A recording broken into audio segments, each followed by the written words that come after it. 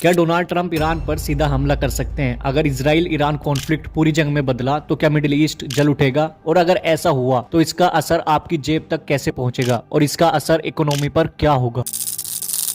Trump का Iran के खिलाफ रुख हमेशा एग्रेसिव रहा है। कभी सैंक्शंस लगाते हैं, मिलिट्री थ्रेट्स देते हैं और न्यूक्लियर प्रेशर भी बनाते हैं। दूसरी तरफ है इजराइल, ईरान को अपना सबसे बड़ा दुश्मन मानता है। 2025 में दोनों के बीच सीधा मिसाइल कॉन्फ्लिक्ट भी हो चुका है, जिससे टेंशन और बढ़ गई है। अगर जंग हुई तो क्या होगा? अगर ये कॉन्फ्लिक्ट एस्केलेट करता है तो मिडिल ईस्ट में प्रॉक्सी वार फैल सकती है। हिजबुल्लाह, हुतीज जैसे ग्रुप्स एक्टिव हो सकते हैं। स्टेट ऑफ हॉर्मुज और रेड सी जैसे ट्रेड रूट्स खतरे में आ सकते हैं। स्टेट ऑफ हॉर्मुज एक नैरो समुद्री रास्ता है जो पर्शियन गल्फ को अरेबियन सी से जोड़ता है। यहीं से दुनिया का बहुत बड़ा हिस्सा ऑयल एक्सपोर्ट करता है, इसलिए ये जगह बहुत इंपॉर्टेंट है। अगर ये रास्ता बंद हो जाए तो ग्लोबल ऑयल प्राइसेस और वर्ल्ड इकोनॉमी पर बड़ा असर पड़ सकता है। अब बात करते हैं इसका सीधा असर कहाँ होगा। तेल की कीमतें तेजी से बढ़ेंगी, इन्फ्लेशन बढ़ेगा और ग्लोबल इकोनॉमी हिल सकती है। अब सवाल ये है, अगर जंग होती है तो इजराइल और ईरान का फ्यूचर क्या हो सकता है? इजराइल अपनी सिक्योरिटी और मिलिट्री डोमिनेंस को और मजबूत कर सकता है, लेकिन इकोनॉमी और इंटरनल प्रेशर भी बहुत बढ़ेगा।